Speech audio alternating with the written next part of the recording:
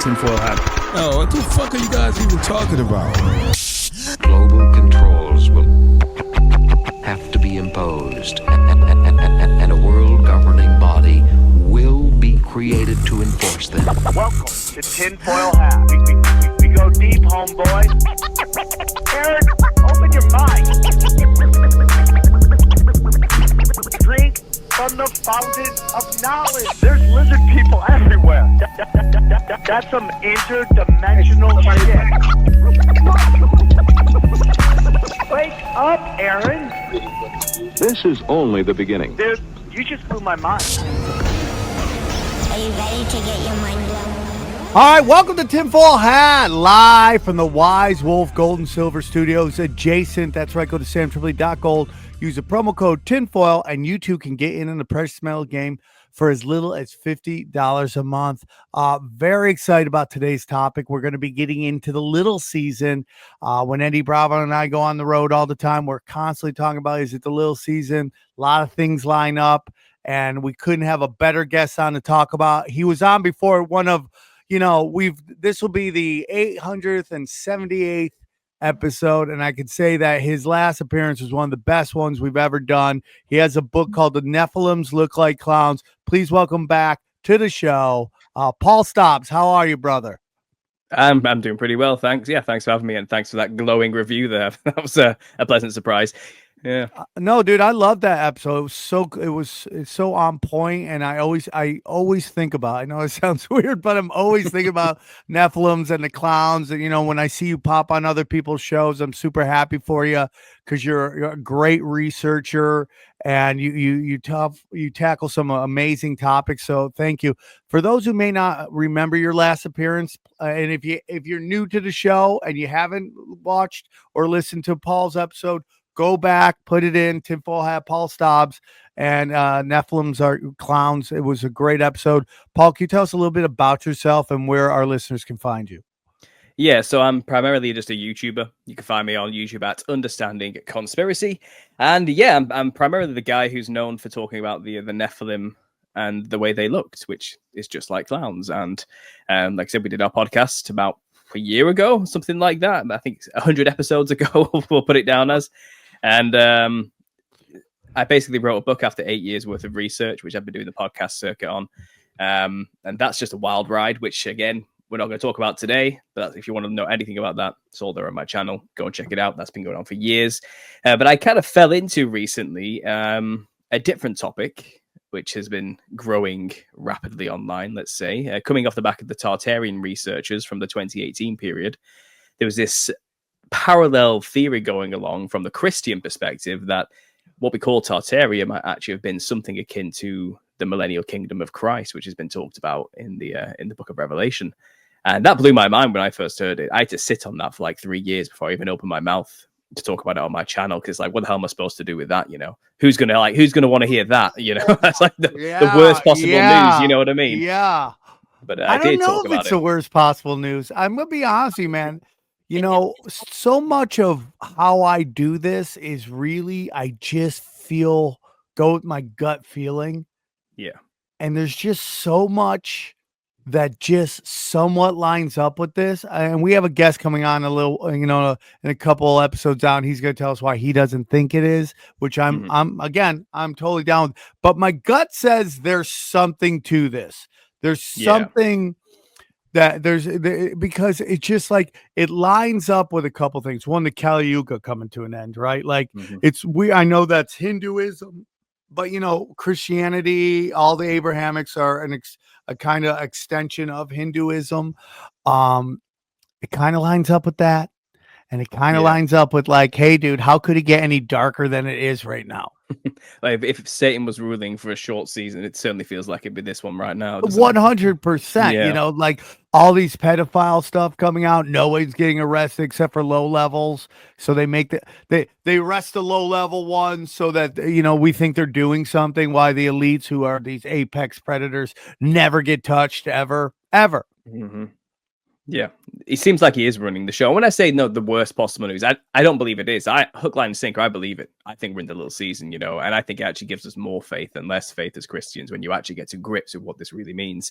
But for a lot of Christians, they're not waiting for the little season. They think that's something that's going to happen 1,000 years from now, after the 1,000-year reign of Christ, that they get to be a part of. So a lot of people feel like I'm stealing their blessed hope that they get to be kings and priests over the rest of humanity with Christ himself on earth or something. And what I'm saying is, look, the worst has already passed. Tribulation has already happened, which is the worst time in human history. You do not want to be around for that. No one wants to be around for that. What we're saying is it happened at some time in the past. And we're now in this odd little time at the end of it, which is described in Revelation 20, where it quite literally says, once the 1,000 years has ended, so it ends, there's a short season where the devil's let loose to deceive all the nations and gather an army, and then to go and make war with something called the camp of saints. And whatever that is still up for speculation. We can speculate wildly today, but it feels like we're living more in that time, to be honest. And there's plenty of corroborating evidence which just keeps piling up now. And it's getting out of hand how much evidence is piling up that our historical record is a complete fabrication. The only reason we have a conspiracy is because this did happen and they're covering it up, basically. Everything is just designed to distract us from just looking around at our own cities around us and seeing that there was an advanced civilization here not that long ago. I couldn't agree more, man. I was just in Louisville, dude. And, they put me and Eddie in this gorgeous hotel. It was gorgeous. And, we walk in, I instantly become my father. I'm instantly like, because there's nobody in the lobby. I'm like, how are they paying for the electricity here? There's nobody here. How are they keeping the lights on? How are you keeping the lights on? But the reason I bring it up is because downtown Louisville, in my opinion, looks like Manhattan. Obviously, it's a smaller version, but it looks like Manhattan. Like there's giant skyscrapers everywhere. And it's during the day, it is empty. And you go, what, where, how, what happened with this? And then, because, I just saw Theo Vaughn was talking about how, he's pro-tariff, and I'm with him on why he feels it, because, they want to bring back manufacturing, and so he goes, dude, we're doing this tour. We're going to these cities and these downtowns are all boarded up. They're just all boarded up. There's nothing going on downtown. It's like this flight thing from like the big cities. It's either people did one of two things. Or three things. They either moved from the big city out to the suburbs.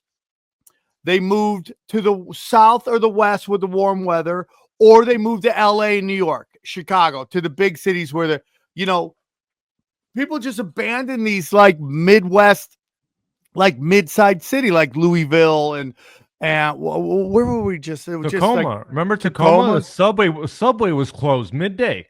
Yeah. But then I finally got out of Tacoma. I just did Tacoma once again. Thank you guys for a great weekend. I go, you go out to suburbs. It's a great city. Downtown is dead.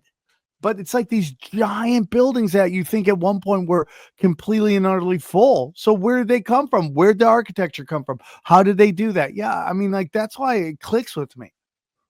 Well, supposedly America's a weird one for architecture because you guys have like Greco-Roman amphitheaters just scattered all over the place, and they call them government buildings. And they were all supposedly built during a time where they were having a revolution to kick big government out of the country. But while we're at it, let's build castles to live in while we're at it, And they were saying, while people are dying of dysentery, moving out west, barely surviving, eating each other, they were supposedly also starting these cities that had these massive cathedrals within them. And it's kind of, where did you get the population to build these from? Why would you go to such effort to do such things? None of it makes any sense. And the whole spaghetti Western image you have of old time America doesn't line up with the architecture that's actually around at all. Like, so someone's lied somewhere is what we're basically discovering here. Like, something's been covered up somewhere along the way.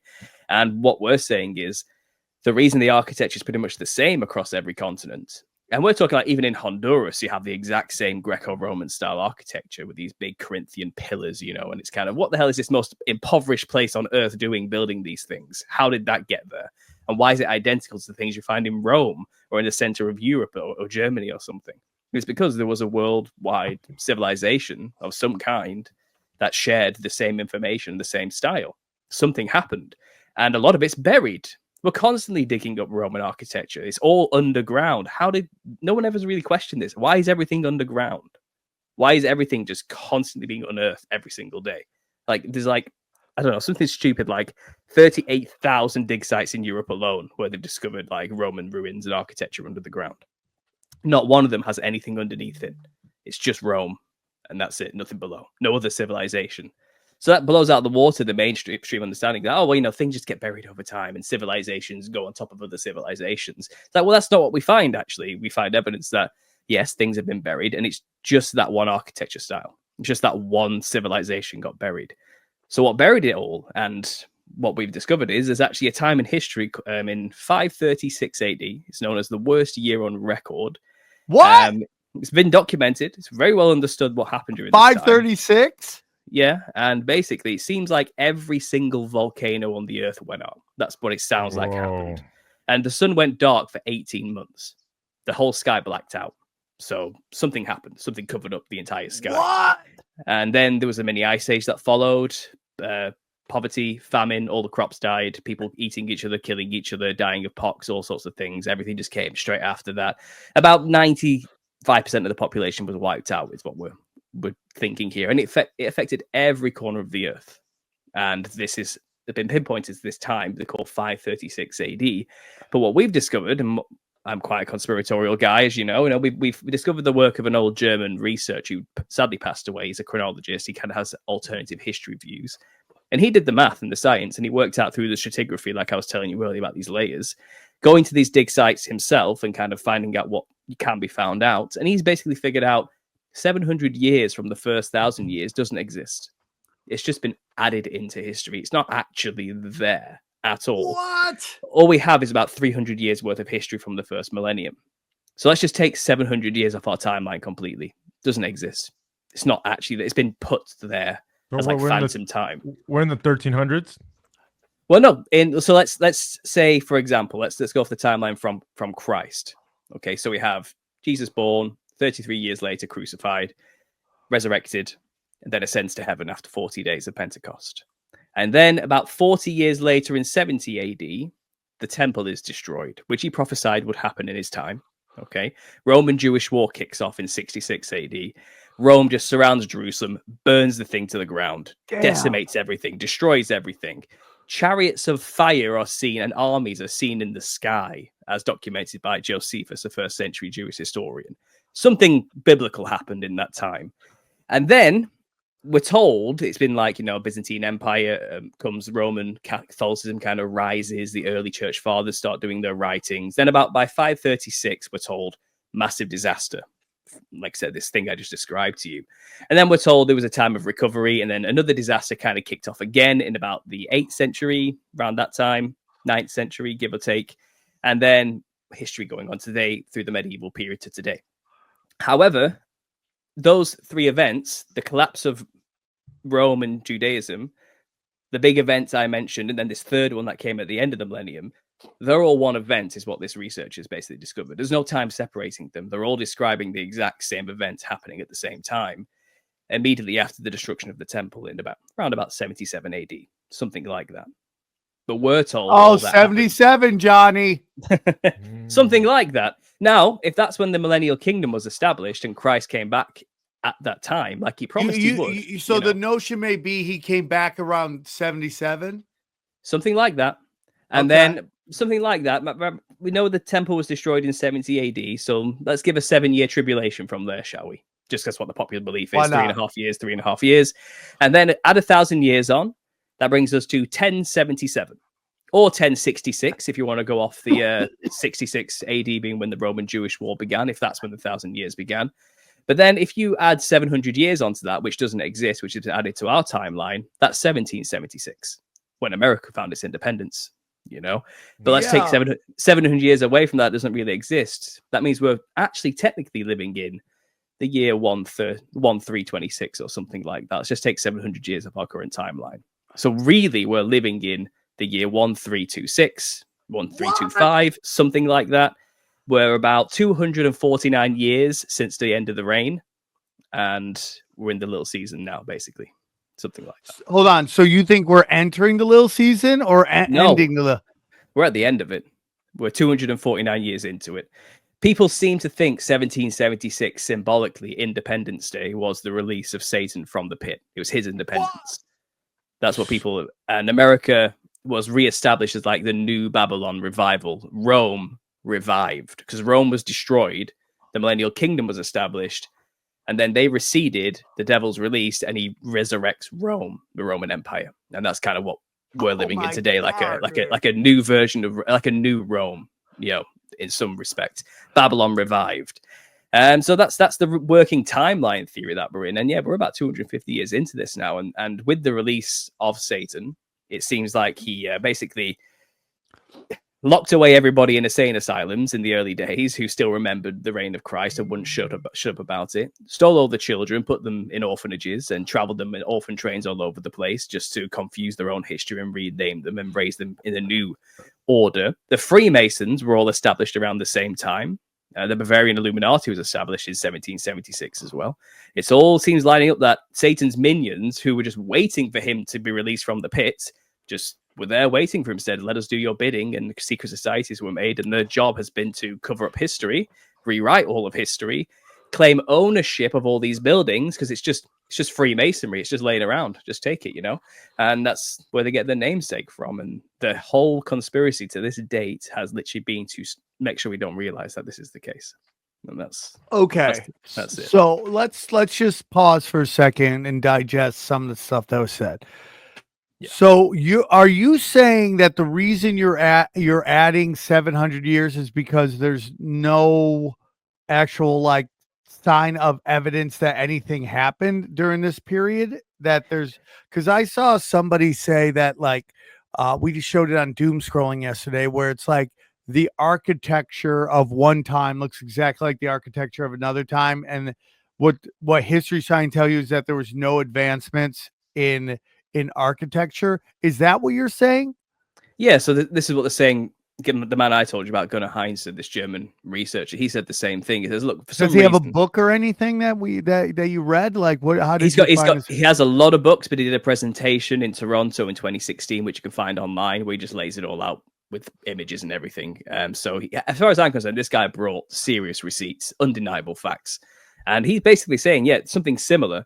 Many examples. He throws like hundreds of examples, though. He says, look, we have this architectural style, this Byzantine style in like the 1st century, the early antiquity, we call it. Then for some reason in the 9th century, we have the exact same style being created everywhere. And he's saying they're even using the exact same roof tiles, the same architectural like blueprints. There's been zero advancement in 800 years, is what he's saying. 700 years, no advancement whatsoever. He says it's impossible. It's because there's no difference between those times. They are the same time period. It's been added. Someone's been corrupting the timeline, basically.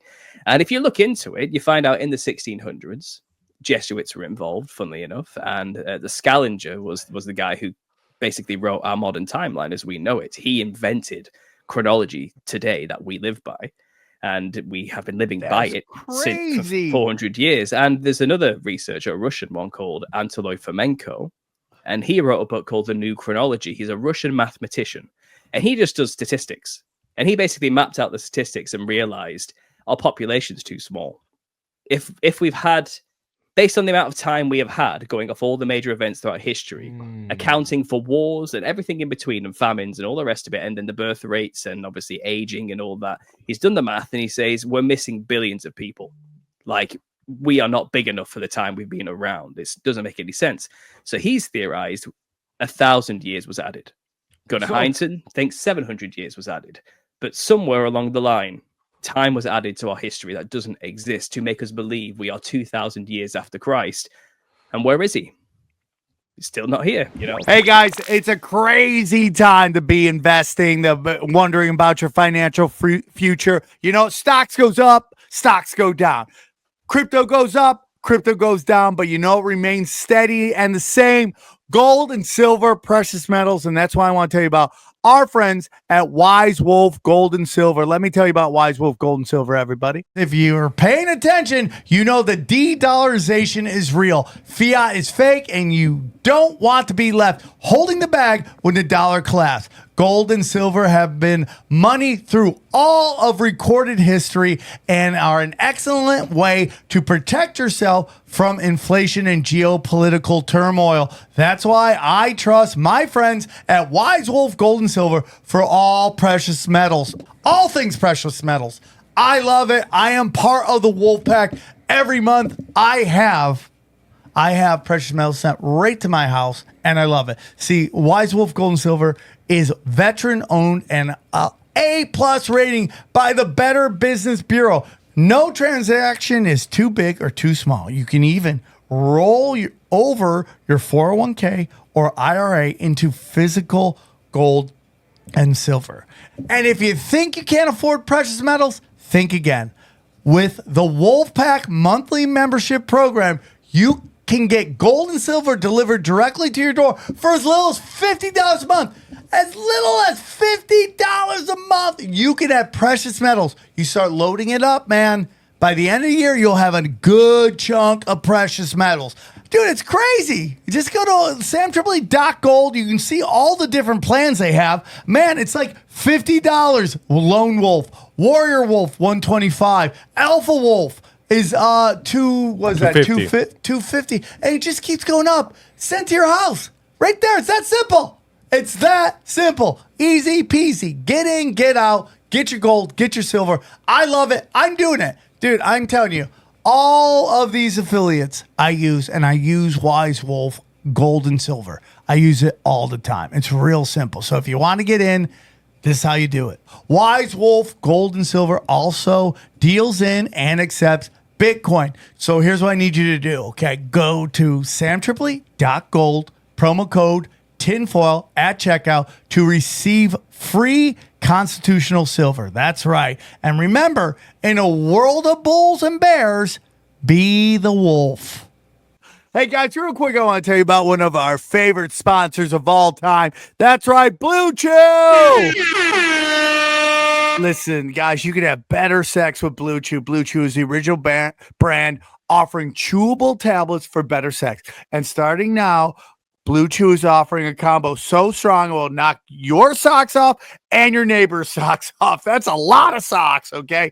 You'll have to move to another town with all the amount of noise you'll be making. Blue Chew Max has arrived, and it combines active ingredients of Viagra and Cialis into one chewable. That combo acts fast and lasts, okay? Get in it to win it, guys. It's really that simple. If you want rock hard boners that just keep the streets safe in the neighborhood, okay? Nobody's committing crimes if we're all getting mega dick downs, okay? Mega dick downs, less crime. That's what I've learned, okay? It's really that simple. If you want great sex, it's just a click away. Sign up, BlueChew.com, consult with one of their licensed medical providers, and once you're approved, you'll receive your prescription within days. Blue Chew's tablets are made in the USA and prepared, shipped directly to your door. The best part, it's all done online. That means no visit to the doctor's office, no awkward conversations, and no waiting in line at the pharmacy, okay? So here's what we need you to do. Make life easier by getting a rock hard and discover your options at BlueChew.com. And we got a special offer, a special deal for our tinfoil hat boners, okay? You want a rock hard boner, or you like to see a rock hard boner, okay? Try your first month of Blue Chew free when you use the promo code tinfoil. Just pay $5 shipping. That's promo code tinfoil. Visit BlueChew.com for more details and important safety information. And we thank Blue Chew for sponsoring this podcast. And real quick, guys, real quick, if you want to see me live, go to samtripoli.com. You hit the events. I got a huge show coming up this Saturday. I am with Gavin McGinnis and Josh Denny secret location. I can't tell you where it is. Just go to samtripoli.com, grab the dates. That's samtripoli.com. Thank you, Xavier Guerrero, for grabbing that. Just go to samtripoli.com. Here are the dates. I'm in Los Angeles this Saturday. I'm doing my revival show on the 1st. That's a big show where it's comedy. It's conspiracy. It's shit talking. 1 hour superpower. Going to be live. Going to film it and put it out. Bellflower, California. And then we got a bunch of dates coming. We got Cleveland, San Diego, more dates to come. And yeah, let's get back to the show, everybody. Get back to the show. So you 100% think it was on purpose? That you don't think they somehow lost or added some numbers on accident or some, I don't know, a mistake? What's the logic of adding years to hide where we are in the biblical timeline? It's a conspiracy, basically, because if you're Lucifer or Satan, you've been released from the pits, you would want to cover up the fact that Christ was already there. You can't really hide his existence because he built a kingdom. He built cathedrals everywhere. There's a whole religion dedicated to the guy everywhere. But what you can do is confuse everybody where they are on the biblical timeline. So you can explain away why we have so much Christianity everywhere. But if you make them believe we're still waiting for Christ to return, then you've just shifted the perspective completely, and that's enough to get away with it. There was no way he could erase the evidence that Christ was here, but he can at least manipulate what we perceive the evidence to mean. And a lot of people today are living by futurist dispensationalism, which is the idea that tribulation is still yet to come. We're living in these 2,000-year ages of dispensations, and we're going into the final one now, which will bring tribulation and Christ's return, and then he will establish his 1,000-year reign on earth with the resurrected saints who get to live with him for 1,000 years, ruling over everybody. The little season isn't even on these timelines I'm talking about. They don't even know it exists, half of these people. No one's preaching this from the pulpits. No one's even got to that part in Revelation in the book because they don't think it applies to them today. But we've read ahead, and it says there's a time where some people are living under the rule of Satan for a short season, and they're all deceived. We could be those people. There's absolutely no reason why not. And we have plenty of evidence through meltology, which shows melted mountains everywhere, buildings melted like wax all over the earth, buried civilizations completely decimated and underground. Plenty of evidence that a tribulation has happened. Something like tribulation has happened on earth. We are squatting in the decimated remains of a civilization that was on this earth, if anything. We have digressed significantly from what these people were capable of. We are not advancing as modern evolutionary theory or space theory or whatever new theory they've invented since the short season began to keep us locked into a false narrative. We're not there. It seems like we are truly living in a time where we've been completely deceived about everything. And I mean everything. This is why we have a conspiracy. Yeah. This is it. This is like the end stage conspiracy, I would say. This is the end of the rabbit hole, the Warren. You've reached the bottom here with this theory, I would say. Yeah, dude, let's go. When you start actually going through old theories or just viewing the world through this particular lens, and that's all I implore you to do, put the glasses on, the little season glasses, and start observing the world through this perspective. You'll start to realize it makes a hell of a lot of sense. Everything clicks into place all of a sudden. Why would they lie? A common question conspiracy theorists get. Well, now we have an answer for why such a big lie. It's kind of, why would they go to so much effort? What's the point of all of this? Well, yeah, if Jesus had ruled for 1,000 years, that seems like a pretty good thing to cover up if you want to maintain your power, And the time is short because it seems like a war's on its way. They're gathering an army to make war with something called the Camp of the Saints. Now, we're told during a millennial reign, the resurrected saints will reign with him. What does that mean exactly? Well, it's those who were beheaded and stayed true in their faith throughout all the persecution before tribulation. So Rome was burning Christians like candles. They were feeding them to the lions, tearing them apart. You know what I mean? They were flaying them alive, hanging them upside down and disemboweled. They were doing horrible things to them, throwing them into jars of like hot wax and just in like oil and whatever, boiling them alive. They were truly messing with Christians on a big scale, just persecution to the max. And people today think they're being persecuted. It's nothing in comparison to all these records shows that Rome was doing to these people just before Christ returned, before 70 AD. Well, those people who stayed true and didn't capitulate, didn't give up their faith, they get resurrected and they get to be basically gods, halos, perfected giant light bodies, as Adam was in the beginning, made whole again, seeing in the 17th dimension, probably as God would see. You know what I mean? They were like on par. Jesus resurrected, and they also resurrected into their glorified bodies too. And it seems like they lived on earth with Christ in some capacity, whether Christ was just ruling from heaven and they were on earth doing his thing, you know, but they were the rulers over the survivors of tribulation. So there were still humans knocking about during this time who barely survived, you know, scattered all over the place. And what did they do? They rebuilt. And there was still some Roman architecture lying around from the old civilization. They didn't get rid of it. Why waste it? So that's still around. But what they did was build a new architecture within the ruins. And that's called Gothic cathedrals, Gothic architecture, a level up. And if you look at cathedrals, they are like sound manifest physical. Yeah. They are musical in nature. Everything about them is geometrically perfect through and through. The resonant frequencies these things have within the halls, the tuning of the organs, everything about these places are immaculate. Something truly godly. If you've ever been in a cathedral, you'll understand what I'm talking about. And the Greco-Roman style pales in significance compared to it. But they suddenly just randomly appear out of nowhere in the Middle Ages. Just monasteries blow up everywhere in like the 10th century. Around about after a destruction event, if we remove 700 years. And it seems like after that was over, that destruction, the saints picked up, built something beautiful. And imagine 1,000 years where the devil's locked up. Humanity's unencumbered. No adversary whispering in their ear, turning king against king. No more backbiting, no more petty fights, no more squabbles over money or power or anything silly like that anymore. People are free, they're living longer. They have the saints right there teaching them immaculate things from God himself. They have a direct line to Jesus through them, and they're living this perfected life for 1,000 years. That would have been incredible. But then it does say in Revelation 20, it ends. When that time has ended, Satan is let loose and deceives all the nations for a short season. We could be those people, and I'm seeing plenty of evidence today to say, yeah, that happened. They are those buildings are everywhere. That civilization was built, and these saints have receded somewhere. They're somewhere still on Earth. I don't think they ever left. I don't know. I think we have lands hidden from us on the maps today. We've been lied to about everything. The running theory is that maybe they're in the North Pole.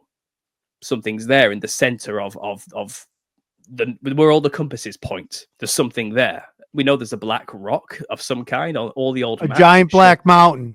Something like that, yeah. I mean, all the maps show something in the middle with 4 islands surrounding it with streams coming out. There's things, something's there. It's just not on our maps today. So we don't know it's there, you know.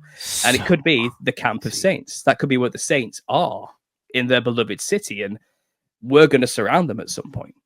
That's what Revelation tells us. We're gonna be deceived, I assume. We're probably not going to realize what we're doing because we're all under a deception, but we're going to believe we're under attack probably by this unknown force that suddenly appeared in the north. And it's curious that Donald Trump is obsessed with Greenland. Yeah, that is odd, isn't it? Yeah, that cropped up like 3 months ago or something. Yeah. When I started hearing that, I was like, "Oh, you joking?" Like it's more kind of stuff like kind of just coming to the forefront. I mean, again, this is just a working theory, so I'm open to be wrong about this particular talking point. That fits. That piece fits, certainly. I mean, I think the alien agenda is linked to this in some way too. So, you know, we're all waiting for the fake alien invasion, aren't we? Project Bluebeam, they're going to release the flying saucers. They've been building in underground military bases. They probably have their own monstrous lizard reptilian horde in these bases. They're going to release onto the surface to eat people or something, you know, and they're going to fly around with the little alien greys they've made in little labs, flying these saucers everywhere, zapping cities down. And at the same time, I reckon a giant mothership is going to just appear in the sky. Okay. Well, New Jerusalem, the beloved city from heaven that descends from heaven, would be something like a giant mothership from our perspective. We would think it's space, aliens, it has to be. What other perspective do we have to interpret such a thing? But if Christ's city suddenly descended from heaven, New Jerusalem, Mount Zion itself, then mankind's been primed through all the programming to attack, because we must be under attack from aliens, right? We must be. Wow. And that's what, and I think they would release, all the evil people, the controllers, would release their UFOs, their monsters, attack us, and blame it on the UFO, the mothership. The mothership sent those spaceships after us and those monsters after us, you know. It's very interesting, dude. It's just Jesus. Yeah.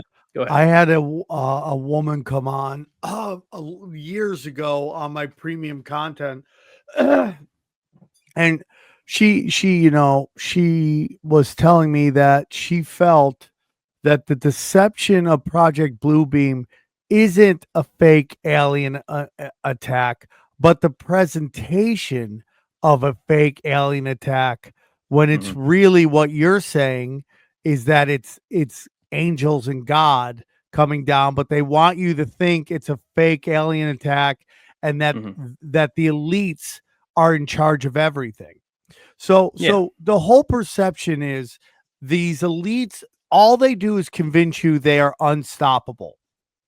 Like no matter what you want, they get what they want. And a lot of times they do, but there are times in which the herd, or whatever you want to call us, says no, and they back off. You're starting to see it with this real ID thing. People are going, I'm not getting this bullshit. This isn't stopping terrorism. It's another form of control. And you're seeing a big push on X. And I don't know how X is still doing what X is doing, why they're allowing X to do it. I don't know what it is, but I'm going to get some he's controlled opposition. I get it. But there's dialogue going on there that I haven't seen ever before on social media. At least not on anything other than 4chan or something like that, right? Where it's like more of a mainstream type platform. But, your things are being discussed there. But the whole thing is like they want us to believe they are doing this. Yeah. And it's not like a thing even more powerful than them, which is, I say this all the time, like take whoever you think is the most powerful person on planet Earth. If you want to say it's Klaus Schwab, even though we all know he's middle management to much more powerful people, whoever they are not bigger than the universe. They're not bigger than the laws of the universe. They're not bigger than the laws of love and all that stuff. But they want you to think that. They want you to think that they are in control of all things at all time. And, if you take a look at your own life and you try to like create an event, like let's say it's XG's birthday, right? We want all these things to happen on XG's birthday. Very rarely does the birthday party ever go the way we want it to. We mostly get the train to get to, its final destination. But in reality, it very rarely goes the way we plan. And that's just a tiny birthday party for a little guy, right? So imagine trying to control the world and all that stuff. It's like so hard to control the world. So you need to run all these psyops constantly, all the time, everywhere, convincing people to make the wrong decisions in their life, to turn away from God, and that these elites are bigger than God. So I think you're onto something, dude. Yeah, they're not bigger than God. At the end of the day, what this proves is that Jesus won. He kept his promise. He came back. He established his kingdom on earth as like a taster of what's to come next. Because after this war comes the new heaven and earth, the thing he promised at the very end for all of us. It's kind of those who stay faithful and believe in Christ and you'll be saved. That literally means you get into the new heaven and earth. Not that you get to reign as like some earthly priest for 1,000 years when people still push back against you. You got to rule with an iron rod, and there's still like petty squabbles and wars because people are just people. You know what I mean? This is like the new heaven and earth where everything is truly perfect again, back to as it was in Eden. The real promise of heaven manifest on earth itself. We don't live there yet. We are not there. A lot of people say to us, like, where's all this stuff then? Where's the no more tears? Why can't we see like saints walking around right now? Or why are animals still killing each other? There's no way we can be in the little season because when Christ comes back, everything's perfect forever. It's like, it doesn't say it's perfect forever. It says there's 1,000-year reign where he rules with an iron rod. Theocracy. He is the king and you get in line or else, It's not like sunshine and lollipops during the millennial reign. In the book of Zechariah, it's talking about people have to make pilgrimages every 7 years to the new Jerusalem. They have to pay homage to the king. And if you don't come, your nation doesn't get rain. It's simple. And you look at the earth, there's desert, scorched earth all over the place. There may have been regions that did not bow down during the millennial reign and lived in rebellion. There may have still been demons around dwelling in those places, hiding out in those places, creating new religions against him. It wasn't all perfect, but we can see pockets of the earth where it's perfection, where people did get in line with Christ and they benefited greatly, But then the new heaven and earth is the perfected place that we're all still waiting for. But a lot of people don't know what we're talking about, think we're saying we're already in that perfected place.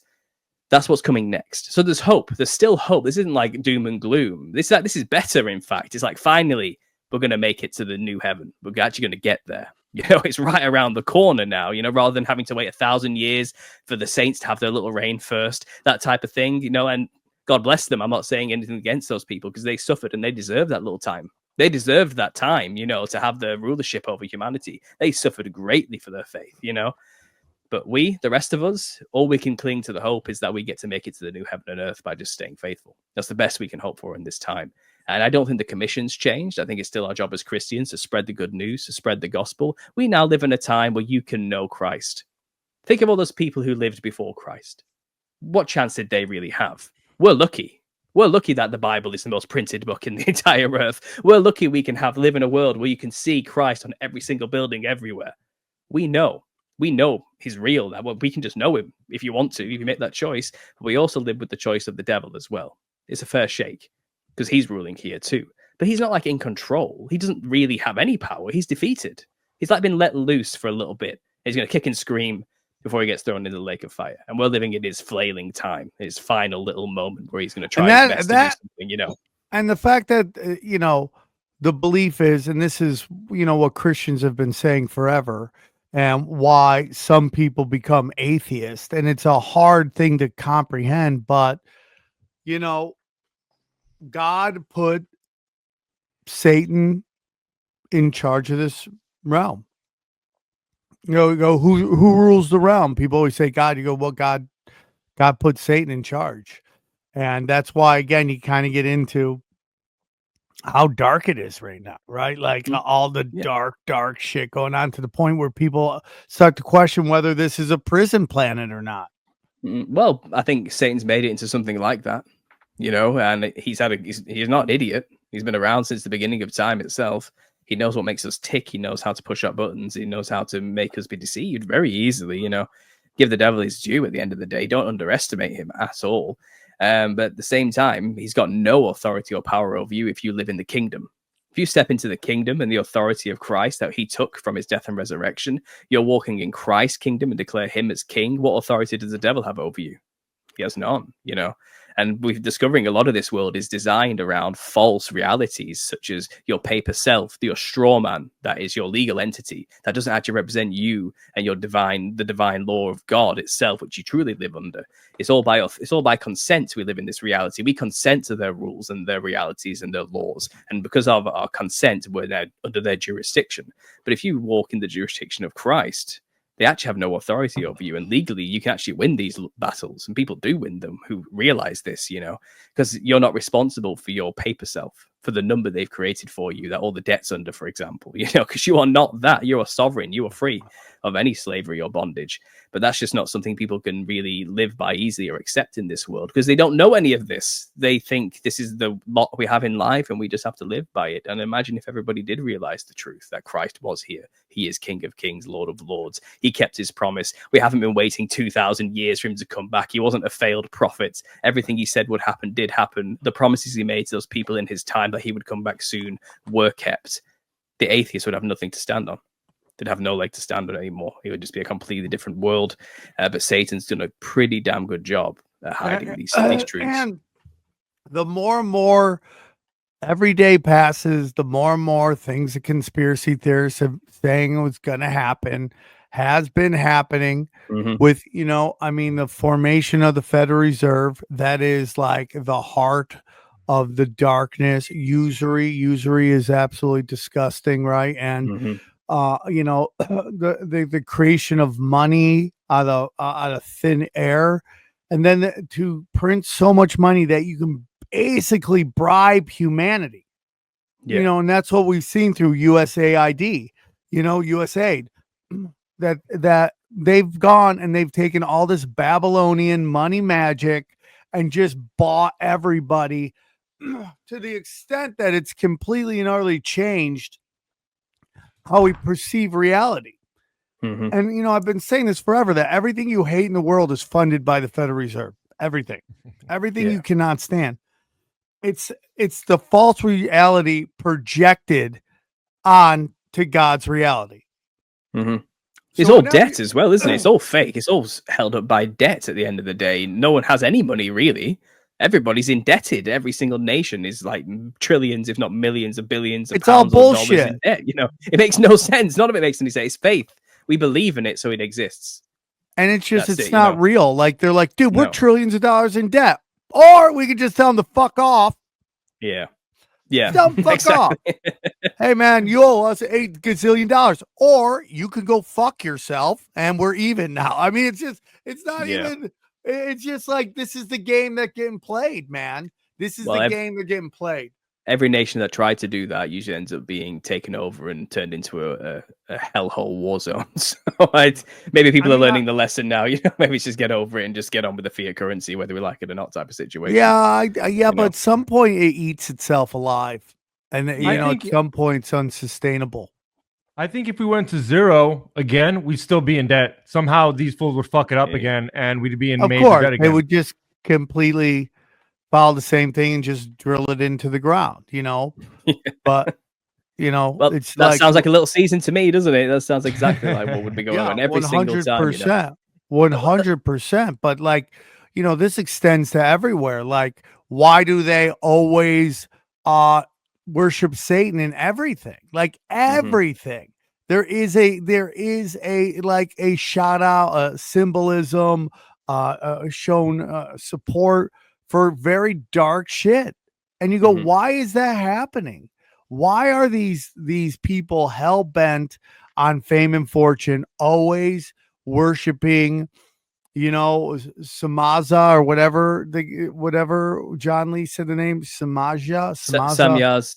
Yeah, he was the one who created the Nephilim. Yeah, he's the one who came down with the Watchers and had sex with human women to create the Nephilim. He was like one of the first rebellious angels who really messed up big time. But there's a whole pantheon of angels who are all nasty, horrible gods that preside over this earth. They call them principalities in the Bible, and people answer to them, work with them, make deals with them, all sorts of things today in our society. And it's really, they all worship Lucifer. They're not even hiding it. Like Albert Pike, the 33rd degree Freemason, wrote explicitly in his book, Morals and Dogma, we worship Lucifer, the light of the world, the light bringer, the one who is in complete opposition to Adonai, the god of the Christians, who's actually the good guy, and Adonai's the bad guy. It's Gnosticism, but they tell you we worship Lucifer, and we're going to make sure the whole world does too. That's their agenda, to make the whole world in line with the Luciferian doctrine. That would line up perfectly with the release of Satan in a little season. I agree, man. Everybody worshiping, let's get everybody on board with Satan. It's his time. Let's all follow him and worship. He's the only god around now. You may as well, he can give you stuff. He can give you the whole world. Lines up, doesn't it, dude? It just lines up perfectly with all this dark energy, all this dark art, these politicians and the way they operate and who they worship. All that just lines up, man, with this idea right here. They don't hide it either. All the music industry is constantly telling you who they're in line with. It's all satanic stuff. The symbolisms are everywhere. They don't have to hide because it's Satan's time. They don't have to hide. All they can do is externalize themselves slowly, which Elena Blavatsky talked about, the externalization of the hierarchy, and make people on board with them, or at least passive about them. Yeah, we know they're in control, but what am I going to do? I got bills to pay, that kind of stuff. Like, make people know about them in a slow release drip feed type of way, so they're either passive or on board. And that's what we live in. I think we live in that time. I think everybody knows what these people are truly like. I think they've revealed themselves to be heinous, disgusting monsters repeatedly, and everyone's like, I gotta go to work. Yeah, but the football game's on, so it's kind of, everyone's over it. Who cares? No one cares. It's apathy and nihilism has kind of taken over this little season. That's the world we live in. And all now. Of these wars, it's like you have like progressives who are concerned about trans children. You have people who are okay with giving sex surgeries to 3-year-olds. Yeah. Like, what kind of monster is that? What kind of person? And it's the craziest thing because, like I've said this before, but it's like everybody pushing this trans agenda on children are all probably, if I had to bet my money, all go to therapy. are going to see a psychologist for childhood trauma. And yet they have no problem with just continuing the cycle of just spiritually and psychologically and physically damaging children as they cry to another person about what was done to them. Oh yeah, hurt people hurt people. That's a classic. 100%. Everyone knows this, you know? I feel bad for them because they are kind of under a delusion in a way. They have been so deceived in this time. It's kind of, we have to pray for these people because the suicide rates for that community are so high. And it's no joke. Suicide's no joke. You know, I've dealt with that in my own family. It's devastating. It tears people apart. You know, they have the highest suicide rates for such a small community. It's unbelievable. Like, yeah, well, we talk about it, dude. It's like, you know, I just saw a commercial for a headache medication, migraines, and like, what are the side effects of suicidal thoughts? Like, you're taking a small problem and you're making a way bigger problem. Now imagine completely changing your biology and what that does to you. And it's like we talk about all the time.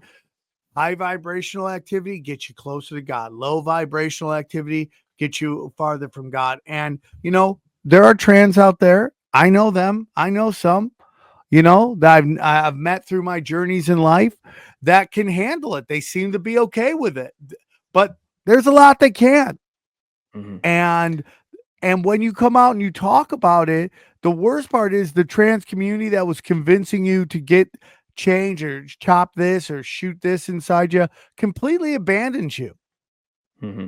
Oh, yeah. Well, I think a lot of them weren't really trans, but they were kind of peer pressured to believe that's the way they should have gone and made a mistake they regretted after having the surgeries and this type of thing. There may be some people out there who, like I said, are okay. They can handle it. They're actually fully on board with their decision, and they're adults. They made that choice. They really did feel that way and they're okay with it. I think some people who may have like gender dysphoria, as they call it, or maybe just confused about where they belong in life and were looking for some kind of community, may have ended up going too far in a way where they actually weren't really that. You know, that's not actually what they were in for, but they just wanted to feel like they belonged to something. And they're the ones that usually end up going ahead and, you know, ending themselves, which is a real shame, really. And I saw a meme today. I think it said something like, because they couldn't get them in the womb, they've ended their lineage outside of the womb instead by making them castrate themselves. You know what I mean? And it's kind of, when you think about it from that perspective, there's like a death cult ruling this planet right now. Yes. This earth, this world, whatever you want to call this plane of existence we're on, you know. But it seems like they want to kill us and they want to replace us with something else. And you see the rise of AI and robots now and the rest of it. And it's kind of like, I think the elite want to get rid of us and replace us with robots. And they're going to live happily ever after as gods among men with gods over robots. You know? Something like that. Yeah. But how do you kill the populace? I mean, you could put stuff in their bodies. You could make them end their own ability to procreate. You can poison them through the food. You could spray stuff, or you could send signals out, or there's many ways you could do it, you know. And it seems like whatever way is possible to get us to be degraded or killed, they're doing it. What kind of time season would you call it? I think that was a time when the devil was in control. No, I agree. You know? Everything, poisoning of the food, you know, psychological operations. OnlyFans is now, it used to be only traumatized people would go into pornography because they had no ability to function in society. So that was the only way they could make their money. Now you're convincing just regular people to be adult film stars, and the devastating effects of that on their psychology and on their standing in their community. They have no clue. Hey guys, real quick, I want to tell you about one of our favorite sponsors. That's right, Cornbread CBD gummies. They got the full spectrum of flavors. Let me tell you about Cornbread CBD gummies. Have you tried everything under the sun for peace of mind? Well, it sounds like it's time for you to try Cornbread Hemp's CBD gummies. What do you think, Johnny? Cornbread Hemp CBD gummies are made to help you feel better, whether you're dealing with stress, discomfort, or you just need a little relaxation. They only use the best part of the hemp plant, that's the flower, for the purest and most potent CBD. And all their products are third-party, lab-tested, and USDA organic to ensure safety and purity. All right, so right now, Tinfoil Hat listeners can save 30% off their first order. Just Head to cornbreadhemp.com/tinfoil and use the code tinfoil at checkout. That's cornbreadhemp.com/tinfoil and use the code tinfoil. And we thank them for sponsoring the show. I just watched this video, and it's anytime I watch a video, I always think of Johnny telling me he doesn't think it's real. And there are parts of me that thinks that this video isn't real, but it's this guy and this cute girl they're dating. And it's like another good-looking black guy interviewing drunk chicks about all the weird stuff they've ever done. And for some reason, no one's ever told anybody, don't snitch on yourself. Don't give away any information you wouldn't want your parents or your employer hearing. Okay, don't ever talk about that. But this guy asked him, "What's the most guys you've been with in one night?" And she said 10 dudes. And her boyfriend broke up with her right there. Now, it reeks of not a real thing. But we are seeing those videos more and more where girls have no ability. They have no clue about what they're doing. Like, the power of being a pretty girl in society is so strong that it just kind of just shields you from these common sense rules on how to protect your spirit, protect yourself. And all this stuff, but it gets into, again, very demonic. Very demonic. I think demons are running rampant in this time. I think because when the new heaven and earth comes, they get destroyed with it. The old earth passes away, which is where they're kind of trapped, disembodied. They're trapped on the earth with no ability, no body anymore. And, I talked about this with the Nephilim clown thing. That's the demon aspect is a very real problem. It's like a parasite in our existence, in the machine of creation, and that parasite problem doesn't get dealt with until the end, until the new heaven and earth is created and the old one is kind of burnt away. And then there will be parasite free again, demon free on the earth once more. That's still yet to come. And in this short season, I feel like they're in full swing. They're doing as much as they can to get back into our world through our bodies. And there's many ways to make that happen. And I think, the costume of a clown is one of them, but there's many ways to open yourself up to letting demons into your body and to let them use your body for stuff. And this seems like everyone's demon possessed these days to some extent, or at least oppressed. Everyone's got demons to a higher level, and they're not contending with them. They're just medicating themselves or accepting them or becoming one with them. Yeah, and you're going totally with it. Right. I think it's really messed up. Yeah, but moving on, just because obviously we're talking about the little season. There is a book. I showed this to Eddie Bravo. Johnny Bravo was the cartoon character, wasn't he? Johnny Bravo and Eddie Bravo. Oh, dude, that'd be great if I could take Johnny and Eddie and just combine them. I know, right? That'd be cool. Eddie's martial arts skills with Johnny's ability to edit. That'd be the greatest human being ever. It would be, but I showed Eddie this book when I did the talk with him, and you can get it for $5 on Amazon. Just the return of Jesus and where we are now in the biblical timeline. A British guy wrote this. He's in my Telegram group. He literally sells it for pennies on Amazon. 50 pages, summarizes the whole theory. But it might be worth getting into just what Christ actually said as evidence for this theory, because as Christians, we're basing it on the word of our leader. What did our leader tell us would happen, And a lot of Christians today want to try and debunk this theory. But what I'm saying is you can't if you want to take him at his word. If you want to take Jesus' word as his word, let's see what he actually told the people stood right in front of him in his time. Because what we tend to do today is think Jesus was talking to us 2,000 years later through those people he told the message to, which was then written down for us to read and interpret to our life today. Or could it be the things he said were meant for the people right in front of him, not us 2,000 years later? So let's think about what he said from that perspective instead. And I've just got a list here. It's just a random document I kind of threw together a while ago, just with some of the hottest quotes, from the basic stuff. So Matthew 16:28. So this is Jesus. Verily I say unto you, there'll be some standing here which shall not taste of death till they see the Son of Man coming in his kingdom. So some of you stood right here in front of me right now won't be dead before I come back. Seems pretty immediate, that, doesn't it? Like, you'll live long enough to see me come back. Don't worry. Some of you standing right here, you'll still be alive when I return. I don't think there's anybody 2,000 years old today. I really don't think there are, and people try and tell me it's like, no, he was talking about the fig tree generation. No, he was talking about his transfiguration, which happened a couple of days later. He says that's not him coming in his kingdom. That's just seeing him slightly go a bit ethereal for a few seconds while he talked to some ghostly characters. That's not the same thing, but that's what they try and tell us, you know. Mark 9:1, it's basically the same thing. Verily I say unto you, there'll be some of them that stand here which shall not taste of death till they have seen the kingdom of God come with power. Luke 9:27, but I tell you a truth, there'll be some standing here which shall not taste of death till they see the kingdom of God. So repeated many times there in the Synoptic Gospels, all the witnesses said the same thing. He told us he's coming back and we'll live long enough to see him come back. Okay. The mainstream Christian explanation for that is that you said the transfiguration. That's pretty much what they have, right? That's what they have. That's what they have to say. Oh, he was talking about the transfiguration, which came just a few days later. You know, that's what they were really talking about. But okay, you could maybe make that interpretation, but within context to all these other verses I'm about to tell you, it's clear what he meant when he said that, because he repeated himself. He said many things which corroborate he's talking about returning with his kingdom, not just a few of you are going to see a little event maybe in the future. So we have here Matthew 10:23. When they persecute you in this city, flee to another.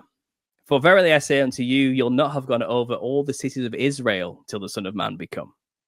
So he's saying when you get persecuted, just go to another city and keep doing that. It won't take long. You won't have gone through many cities before I come back. So what's that got to do with the transfiguration? Has nothing to do with the transfiguration. So you can blow that out of the water straight away. That's not what he meant when he said those words.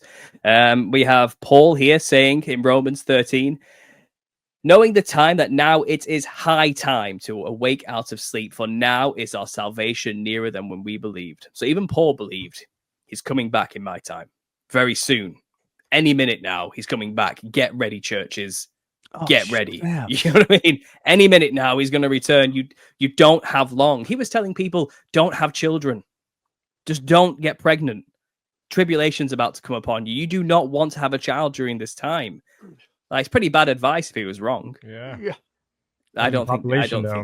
No. How long was tribulation? Well, we don't know, but people think about 7 years. It all happened over like a 7-year period. Now, would some of the explanation for this be the destruction of Jerusalem? Is that how some people would explain it? I assume, like in the more traditional Christian. That would have been the beginning of all of it. Yeah, because what happens is you have an antichrist come who stands in the temple and declares himself to be God. But I mean, like, would some people, I guess, mainstream Christians view that as like the judgment? You know, that would be the kind of the what he's talking about there. Do you get what I'm saying? Which judgment specifically? Well, he's saying, what was it, like this generation will not pass away until these things take place, and then there's a lot of these things include the Antichrist, the beast, the mark of the beast, the Antichrist standing in the temple of God, declaring to be God, the putting an end to sacrifices, all this type of thing. So that's the Romans in the temple then. Okay. Well, that could only have happened while there was still a temple.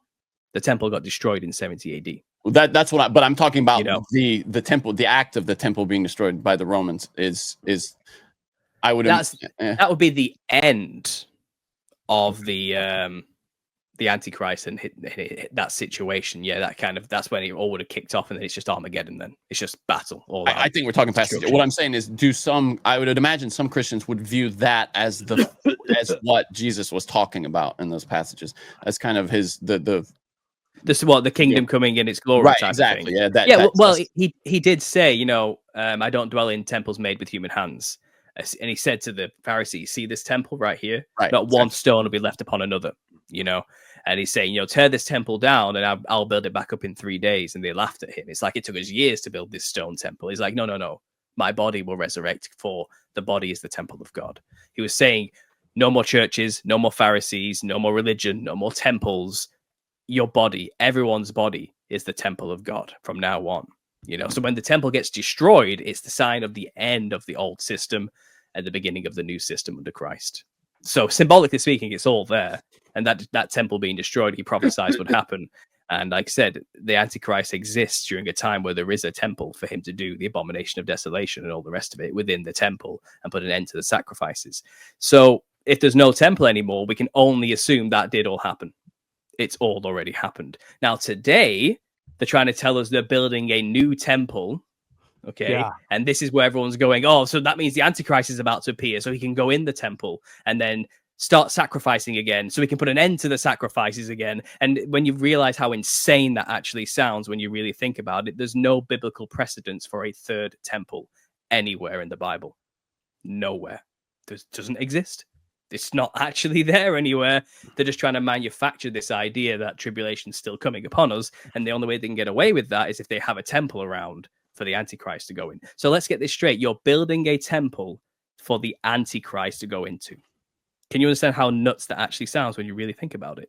Like, that's insane. Yeah, well, it's some of the Christian view toward Israel. It fits into that same kind of like, oh, you know, a lot of this is to bring about some horrible. Why do we want to do? You know what I mean? It's well, you wouldn't, man. Obviously, the Jews rejected Jesus. Yes, you know, they wanted a savior that would bring war and a sword and destroy Rome and make the Jews the rulers of everything. And it's kind of they were waiting for that type of thing, you know. But Christ came meek on a donkey with a message of peace and love and you know, to all nations shall be saved and all this type of thing. And they're like, no, we can't have any of that. You know? So even today, what are they waiting for exactly? What are they trying to usher in? All of it's very suspect and dodgy. And, you know, it's all orchestrated in my eyes. I think they're just trying to maintain that illusion that they do benefit greatly from this timeline, the current conception of the timeline. Oh, they benefited greatly. They've been given so much land and power, and they get to rule over all the industries. Like they have so much power in this time. And it would make sense if they are of the synagogue of Satan, their father is the devil, and they rejected Christ when he came here on the earth, that they would. It just lines up, dude. It just lines up, and people get so angry. These conversations are going to happen whether people want to or not. Exactly. Gonna happen. Yeah.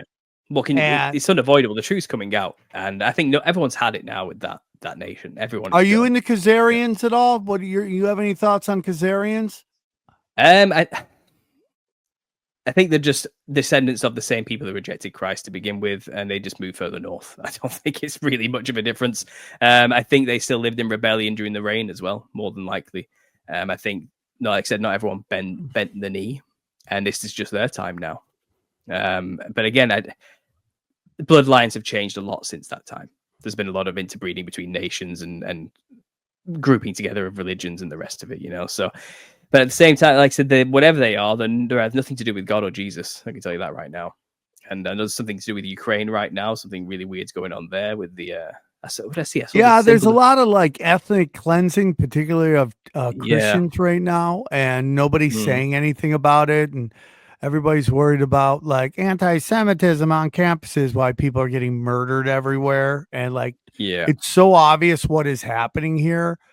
But I do think it is like the last death rattle of a dying light. Like, I think they're desperate right now. It just, I think everyone's seen it, right? You can feel it now. Everyone's like over it. It's like, oh, you've played victim for like a millennium. Well, you know, a century now. We're over it. It's kind of, we realize now, and no, you've been lying to us. Like we're through, basically. I think all things are kind of becoming known now. I think the truth is finally coming out. I think Zionism is falling by the wayside. Christian Zionism is becoming highly questionable. How long have they been a nation for now? They're running out of time if they want to be a prophetical fulfillment of anything. Because, and I think that is. And I think that's Netanyahu's whole play. I think like he has bought into he was supposed to bring back the third temple. You know, all this is to bring back, you know, even the discussion of Hitler right now is like, and I'm not a Hitler dick rider, so you don't have to worry about that. But, you know, I have my strong views and like what his role was, again, is to scare people to go back to Israel. That's my honest belief. It lines up completely. You don't have to kind of like, well, that. You don't have to, I don't believe that. Like Hitler dies in Argentina. How's that fit into your narrative? It doesn't. And it just fits into this whole trying to get prophecy going, which I think then you dig even deeper. It's about controlling trade routes in that area. You make it into a religious war and everybody fights. You know, you arm one side way more than the other side, and that one side just annihilates everybody on the other side and just takes more territory to control all the trade routes. All this fits into me, Little Season stuff. Just the amount of death and destruction that the United States military is doing, and we just keep getting sold as bullshit. And then, like, people with short-term memory just never forget like what they did in Vietnam, what they did in Iraq 1, Iraq 2, Afghanistan, and they just keep, it's almost like a spell is done where nobody remembers it. All of these bots on these things, that seems like to me mystical black magic to manipulate energy. That seems to fit into it the same. I think really, I mean, Jew, Gentile, Greek, Christian, Muslim, whatever you are, whatever faction you come under, I think we're all being turned against each other. I think we're all, to some level, as communities, have been deceived to believe that we are the righteous ones who deserve power over the other in some way. It's all bullshit in a little season when you realize it. It's all just a power play. And I think the end result, what they really want in this time, is a new world order where everyone's of one mind, one currency, one state, one country, one religion, even under the light of Lucifer, which has been what they've been writing about in the secret societies for a very long time. What the Kabbalah is even really all about when you get down to it. You know, it's a rejection of Christ and an acceptance of Lucifer as the light bearer, the one who gives us knowledge that frees us and makes us as gods. And I think they're trying to convince the whole world through a horrible, brutal, religious, socio-economical war that we need to get rid of all these old religions. We need to move past all that stuff, and we need to find something different, something better. And the religion of Lucifer isn't bowing down and worshipping a shiny angel. It's believing you are a god, and that we are in control of our own human evolution and our consciousness, and that we can transcend our own bodies and our own minds and limitations through technology, through taking control of our own evolutionary process. All of that is, ye will be as gods, just take a bite of the apple. That's all Luciferianism, okay? And we don't have to believe at any moment that we're actually paying homage to a higher entity to be a Luciferian. That's not how it works, you know? In fact, they would rather we didn't know that's what we were doing. They would rather believe that, oh, I'm a god. We are all gods. We are all collectively God's consciousness, all just pretending to be people. And we've just forgotten that we're all God. We're just air in a balloon. If you pop the balloon, you go back to air. You know, it's kind of that kind of thought process is the new religion they're going to bring upon us. And you can see it already with the Galactic Federation of Light channelers talking absolute bullshit. You know what I mean? It's pretending to be in contact with the what's that? Women just went to space, didn't they? Yeah, well, yeah. I mean, that's again psyops on psyops on psyops. The big psyop right now, I believe, is this movement to say that Christ didn't exist or Christ wasn't what we thought he was, and this was a giant Jewish psyop or whatever. To what are your thoughts on that? Nonsense. It's just made up bollocks. Basically, they're just lying now because people are so ignorant and haven't really read a book to realize that just falls apart very quickly when you actually look into it. It's just nonsense. It's literally just made up stuff. Do you remember like Billy Carson just made stuff up that wasn't in books and just went around confidently saying as though it was fact? It's just charlatans doing more of the same. Yeah, anybody, what happened to him? Even mainstream liberal historians concede Jesus' existence. Now they disagree about other details, but yeah, I mean they're extreme even in the realm of I mean there's really no, I mean anybody who would say that he didn't exist at all is really an outcast even in mainstream history. Well, it's kind of the standards. What's the standards for historical evidence that somebody existed? Because there is no historical figure that has more evidence for their existence than Jesus Christ all throughout any standard of what we call history. Like by that standard, if it's not enough, then no other historical figure ever existed as well. Do you know what I mean? If what we have for Christ is not enough, yeah, no one existed. But it also fits into this kind of war on Christianity. Oh yeah. And the people that will come after you for this will question Christ.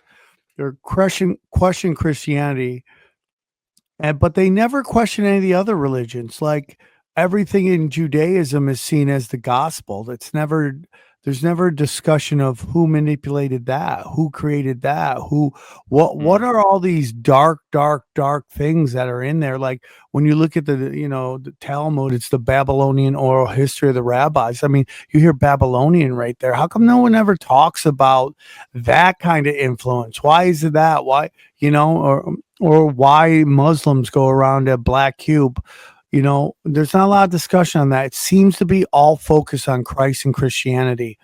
And that to me is the biggest indicator that there's that is what is the correct one in my humble. Not that either side is bad or any of them bad. I think at the core, most of them are saying the same thing in just different ways. And there's just been this, you know, again, getting into this little season, these demons coming in, just tweaking little things here over time, tweak a little more. Now you have this like dark Luciferian, Malachian, you know, influence on these religions.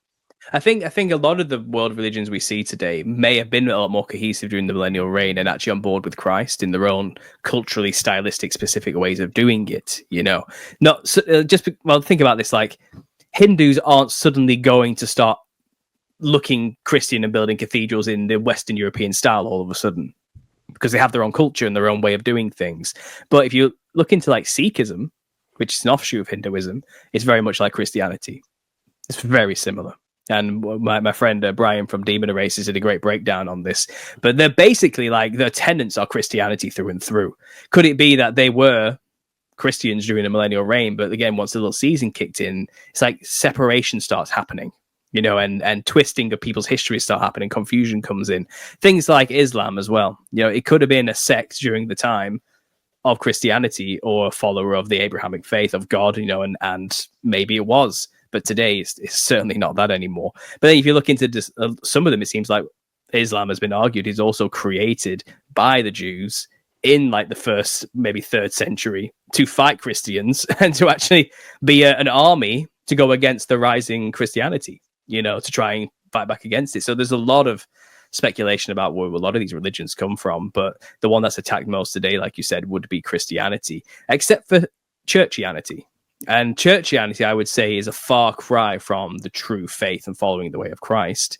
It's more of a 501c3 tax haven type of scenario, a weekly Sunday club where you get to have tea and biscuits afterwards and just feel good about yourself. It's you go to listen to some guy tell you the Zionist spiel about why you should support Israel. You know what I mean? It's kind of, that's churchianity, and they're actually the ones people point to for corruption.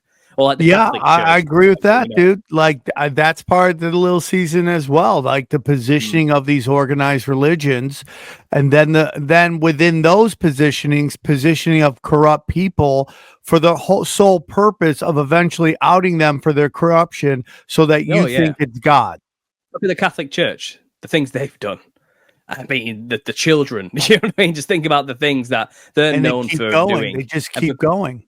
Covering it up, you know what I mean, and the rest of it. It's kind of, they have nothing to do with Jesus or God. They're just an established, organized religion. They're the Pharisees of the day who aren't willing to let go of their power, and they use religion as their means to gain that power. They have nothing to do with what Christ said, you know, my Father doesn't dwell in buildings made with human hands. The church, the building has nothing to do with it. We are collectively the body of Christ. But you would say it's just the church, not the people, right? Oh, yeah. I think a lot of people are deceived. I think a lot of good Catholics out there, good Orthodox people who are really in love with Christ and really follow his teachings and tenets. Absolutely. But I think there's this tendency to believe that you need to be a part of an organization for it to be legit, which is weird because that's not actually there in the book anywhere. No, it's my mom. It's my mom and my grandma. They every time I bring up that's not my church. It's my grandma. That's not my grandma, yeah. It's my grandma too, you know. She's got the rosary and the rest of it, and I've watched her with it, and she's got Mary there in her bedroom and the rest of it, you know. And it's kind of, you don't need that to have a relationship with Christ, but for some reason they kind of believe they do. They think that's necessary, you know. But it's extra steps. Don't you think it takes advantage of a desire for fellowship? Yeah, it's a lot of that, you know. Yeah, it's pulling on human tendencies to want to have a community, absolutely. And I'm not saying that's bad or there's nothing wrong with fellowship in and of itself, but you have to be worried that organizations can become corrupt when they have total power. It's just the way it goes, and never feel like you've lost your relationship with Christ just because the church excommunicated you. Do you get what I mean? Like, a lot of people would feel like God's abandoned them if they're no longer allowed to go to the church, the building they're used to, or something like that. But when it comes down to brass tacks, as long as you have a relationship with Christ spiritually, you are of the body of Christ. As long as you accept his sacrifice and follow him and believe in him, you are saved. Not as long as you believe in me, but also pay tithes to that church and make sure you're part of this specific denomination and make sure you do this ritual every single Sunday. There's no extra caveats to the free gift of salvation, but the institutions add the ritual on top of it. And there's nothing inherently wrong with the ritual, but don't think that's what's saving you. Don't get confused or sucked into the idea that that is necessary for salvation. And again, the little season is full of that. It's all churchianity, not Christianity today. And no wonder people are falling away en masse. Like, people are losing their faith rapidly today because the church doesn't offer them what they really need, the truth. You know, it's all milk, it's all propaganda, Zionist propaganda now. And it's all doom and gloom, end of the world, tribulations around the corner, everything's going to get horrible really fast type of preaching, you know. And it's kind of, look, yeah, everything's been getting horrible since forever. But I don't think tribulation's about to come upon us. I think we can be free of that once you understand the little season perspective. I love it. We can look forward to the new heaven and earth instead, you know. And I don't know what it's going to look like, what's coming. I'm not a date setter or a prophet who's going to tell you God gave me a vision that tribulation's coming on this date, which you get a lot of that charlatan nonsense going on today as well. When you give me a date, I question when dates always get you every time. It's dodgy as hell, you know. But all those people now, to me, I cringe watching them because they're in the wrong time frame. They're liars. They're just liars, you know. They're not getting messages from God. I can tell you that right now. Once you put the little season perspective over this, you know what I mean. That isn't. If they're telling you tribulation is about to come, get ready. That was not the Spirit of God that told them that. God makes did you not one of give their them that motivation vision, you know? too, because they can't gain from being wrong. You know, I mean, and they're either truly deluded and that something else is speaking to them and giving them this bad information. Or they are saboteurs, you know. I mean, they're here to discredit the entire. If any prophet's wrong once, they're not a prophet. It's over. Yeah, it's over, and they are wrong so often, and then move the goalpost. Which is why we read the words of Jesus. No, verily I say unto you, this generation shall not pass until these things are fulfilled. Well, if that didn't come true, he's a false prophet. Yeah. Are you trying to say Jesus lied or was wrong?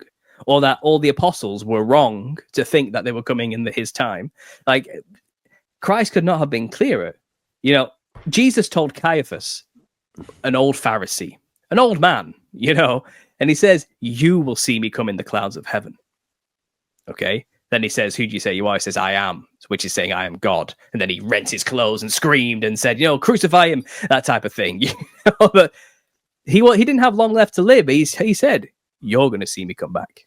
You're going to live to see me come back with my kingdom. You know, that's pretty damn immediate. And that's prophesying, if anything. You know, did he lie or did he tell the truth? I think he came back exactly when he said he did. And if you read just the opening chapters of Revelation, and this is supposed to be the revelation to John, the words of Jesus Christ, revealing the truth of the end times to John the Revelator in Patmos, okay, in prison.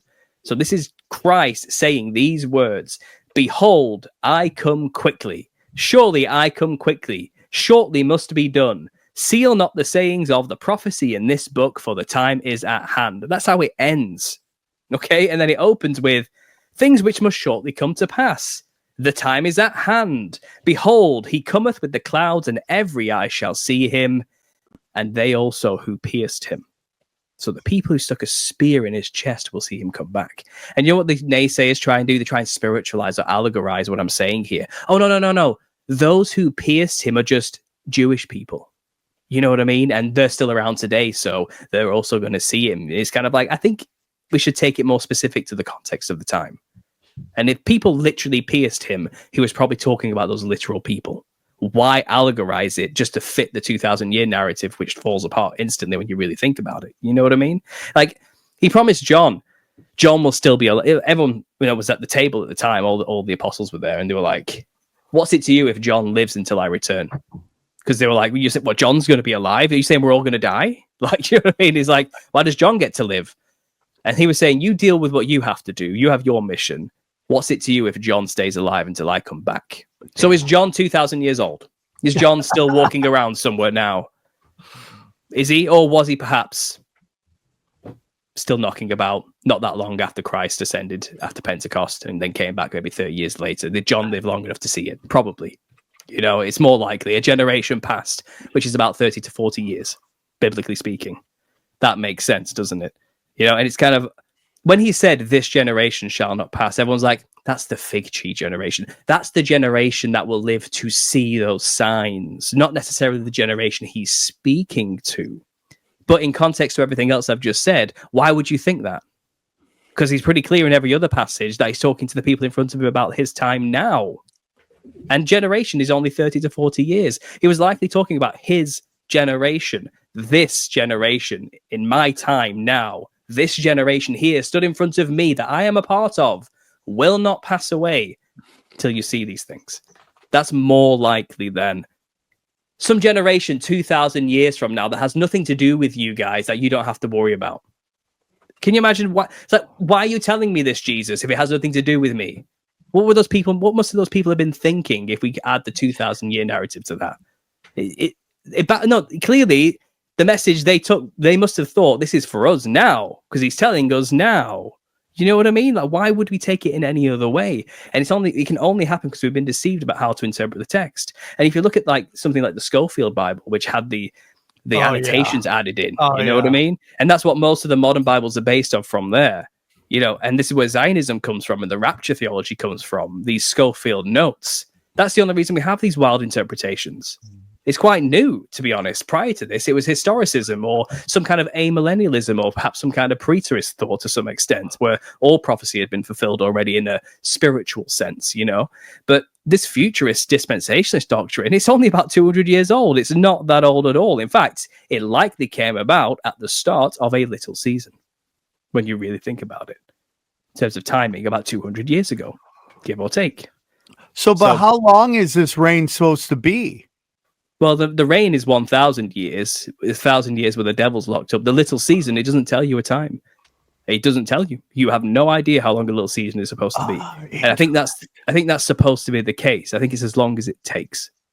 So look, God's merciful. There's plenty of examples where people have repented, turned from their ways, had a revival, and God did not destroy them, even though he said he would if they didn't change. Where people have changed, and he did.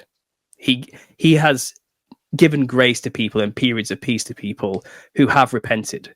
So maybe there could be times in our history where we remember Christ and we turn from our ways and we prove that we're worthy to go on for longer or something. And he doesn't end it all and reveal New Jerusalem and start the Gog-Magog war. I don't know. We don't know how long does it take for Satan to deceive all the nations? As long as it takes for us to be deceived, right? You know, how long's a piece of string at the end of the day? But it does say a short season, a little while. So maybe we don't have that long. Maybe we are gullible and foolish and we are going to get fooled pretty damn quickly. You know, I'm an optimist. I like to hope we have longer. A lot of people think and theorize, well, the season is a quarter, right? There's 4 seasons in a year. And if a millennial reign is if a millennial reign is 1,000 years, then a season must be a quarter of what Christ had. Wow. So let's say 250 years. And we're at 249 years now or something. So next year is the end. It would be the end. But I think that's arbitrary just to randomly make that math up because we don't actually know how long a little season is. It doesn't tell us. And so let's say the Earth's been around for 6,000 years. What's a quarter of 6,000? Like 1,700 and something. And my math is terrible. It's like 750. It's perspective, isn't it? Like, where do you want to take a season from a quarter of a number from? Why are you quartering 1,000 years to get 250 is my argument. Why that number? Why be arbitrary about what numbers you choose? I think a little season is as long as it takes for the devil to make that Gog-Magog army. And he says the army will be the number of the sands of the sea. And symbolically, that's been used a lot throughout the Bible. It's just a very, very big number. It's not literally the numbers of the sands of the sea. It's used a lot when it's like you look at it and it's like, I can't make an end of this army. He just goes off and off into the land. That's usually what they mean by that. And so he's going to make a big army to go and surround the camp of saints, which are likely all march north up the broad plain of the earth, as it says. So it says the broad plain. The broadest plain we have is from the tip of Portugal all the way to the tip of Siberia. That's the biggest patch of landmass we have. It's likely, or then you've got obviously on the other side, Canada, you know, the northern Canada regions and Greenland. Something's going to happen.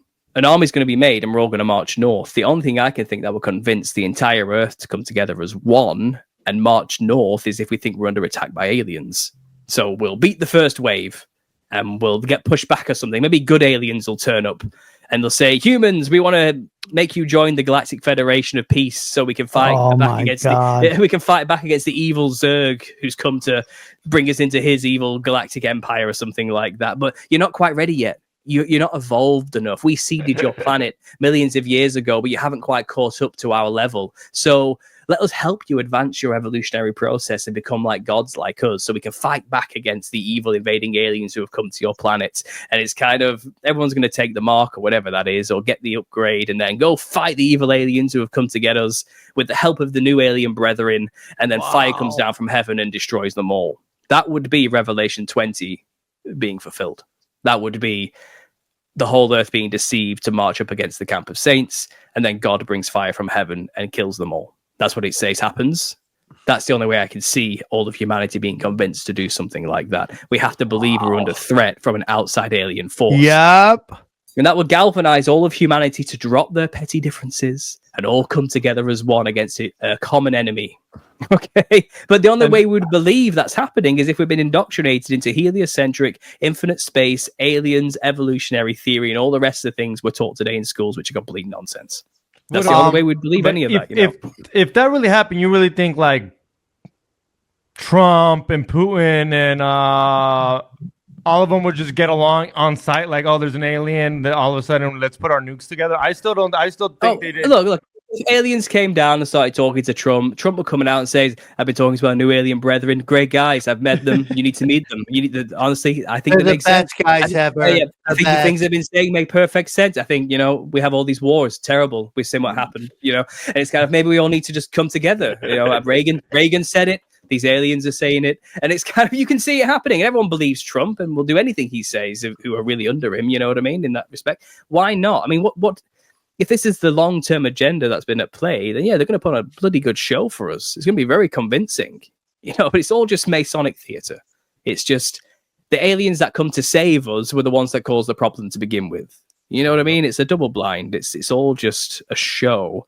But once you know the little season perspective, it blows it out the water. Very interesting, dude. Yeah. So there's a theory in a nutshell. We didn't even talk about the architecture, or like there's so much you could talk about with this. It's endless. And we have got into some of the architecture, but are you like, is there like now? Because I know, what are you saying, that the architecture is so advanced that it would only be a great explanation for it is that it was done during Jesus' reign? Is that what? Only really inspired people with the time and patience and the knowledge and the skill could create such things in the time we're told they were created, and we're told with created.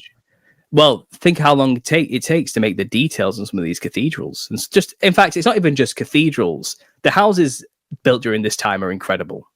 Like the flats built during this time are incredible. Everything's like built to last. And like the drain pipes have dragon mouths on them. Just trivial details today we do not do.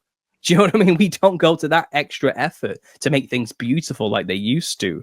It's like, what kind of peoples existed that could do that kind of thing? We're utilitarian with our architecture. It has to function. It's cubes. We build cubes on top of cubes with triangle roofs that function, that make the rain come off. You know what I mean? But they didn't. They built like flourishes and facades with curls and like, let's add an acanthus plant pillar in there while we're at it. And let's make sure it's ordained and lined with solid gold. It's kind of, who has the time and the patience? No, I'm with you. To do that. And we're told the people who did were dying of the plague. And we're throwing the crap out of windows. And we're, you know what I mean? Just uneducated, couldn't read. Were plowing in the fields, barely surviving till they're 30 with no teeth. And it's kind of, those people did not build these things. But the people who lived during the Dark Ages, that 1,000-year period of time we know nothing about under Christian oppression. Yeah, dude, yeah. Were actually an age of enlightened humans, super advanced, building cathedrals. You know what I mean? They were not what we're told. Wait up. So do you think they call it, I mean, I'm pretty sure it's been said, but you think they call it the Dark Ages on purpose? Oh yeah, it's an inversion. Dark for light, light for dark. Yeah, They've inverted for sure. The truth. We're living in the dark ages since the release of Satan, true, but they called it the Enlightenment period. It's the age of enlightenment and reason, you know. It's a renaissance, isn't it? A new renaissance of old Roman style art and theater and all that type of thing happened. And we've been, you know, science advanced and we stepped out of the cave and into the age of enlightenment in like the 1600s, when actually that would have been about the end of the millennial reign of Christ and the end of the true enlightenment period, where people lived as gods with extended life, the running rivers of water, healing frequencies in cathedrals, free energy everywhere, pulled straight from the ether by the antennas of these buildings everywhere. These buildings were not just there to live in, they were there to function as machines. They harnessed energy, and the whole Tartarian field of research studied this ad nauseum. You know, they made it very clear. This is antiquitech, antique technology. This is a technology that we do not use today. You know, it's we don't even know how it works, but we know it did work. And there's moments where it does kind of work every now and then. That's a bit weird. I got this one video that shows one of these like stone antennas. Just above it, some like weird light buzzing phenomena starts happening, like atmospheric energy is being harnessed above it in some way. It's like these things are like broken now. They don't function right in our world today. Like pieces are missing. You know what I mean? Like generators or something. They've been like taken apart. But when Christ was around, these things literally harnessed energy straight out of the ether. This is what Tesla knew about. This is what Tesla was trying to recreate and bring back. You know what I mean? Before he was silenced and taken out. It's kind of it's old knowledge. It's what the people, you know, it's what the pyramids were. It's this ancient knowledge. This is antediluvian knowledge. This is just an understanding about the nature of reality that we have lost. It's gone. Like, and this, whoever built these buildings, they knew it. They knew it very well. They had like mercury balls in the antennas. They had so many weird things going on that to us, we just don't do it. It just doesn't make sense to us. We burn stuff to make energy. Like we destroy things to make energy. We have to move things. We have to create friction or fission or fusion, or, you know, we have to do things that are destructive to get our energy today. What they did was, no, it was clean. The cleanest thing you could imagine. You're right, dude. It's just more darkness. The paying for electricity is darkness. You know, there's so much free energy out there. It doesn't even make sense. Just crazy, dude. Just crazy. Oh yeah. Well, did you enjoy it? Did you enjoy that? Paul, Paul, you're one of my favorites. I love when you come on. You have an open door to come on anytime you want. It was a great episode. I mean, just amazing. And we appreciate you coming on. One more time, tell them where they can find you. Sure. So you can find me at Understanding Conspiracy on YouTube. You can find my book, The Nephilim Look Like Clowns, if you're interested in that. That's on Amazon. Just type in and you can't miss it. You can get this book written by my friend, which summarizes the whole theory in 50 pages. It's a 1-hour read, very easy to digest. Get that on Amazon. That's what it looks like there. But yeah, you'll find me on YouTube. Also, wherever you get your podcasts from, you can find me on there too, under the same name. All right, man. Great episode. Let's break it down. Damn. Explosive episode. Little season. Are we in it? Are we in it? Young Christian warriors, what do you think? Xavier Guerrero, let's hear this. Well-articulated thoughts. What year are we in? I still don't know what year we're in. We lost 700 years. What year is it? You're worried about little season. I'm worried about what year it is right now. Okay. The best part about it could be like 1309. It's like when everyone's like, hey, you're late. You're like, no, I'm actually here 700 years early. Exactly. So does that change how old I am? Does that change how old I am if you're negative 750 years old. Johnny, what are your thoughts as the local Christian? Well, I was thinking about this idea that we're in a terrible time to be alive. And like you mentioned the pedophilia thing, and I don't believe that. I mean, the pedophilia was commonplace in the world, the whole world, over certain times throughout history that are not now. I mean, think about, and in like the early days of humanity, if you believe those existed, where people were, you know, mostly hunter-gatherers, that's a miserable time to be alive. That was just might is right. That's the part that troubles me about this idea. Now I don't know where those, though I have my thoughts about that even whether that's even on the Christian timeline, really, that kind of history, like if that's almost like prehistory is not even counted. Are you kind of saying we've always been in the little season? Like it's still even back then we were still in the little season? No, what I'm suggesting is maybe we aren't there yet. But okay, I get what you mean. No, I just wonder if like it's not what I was talking about, but I wonder if like pre-man humans were, like what would you say, like primitive humans were even part of the biblical history. You know what I mean? Like I don't know if we should even count those times. But yeah, I had some other thing. And the other thing is like, okay, so what do we do with that information? I wrote that down. Like what if it is the little season? What do we do with that? You know, Sam, what do you think? Have hope. That's about to get better. I'm doing all right. Getting good grades.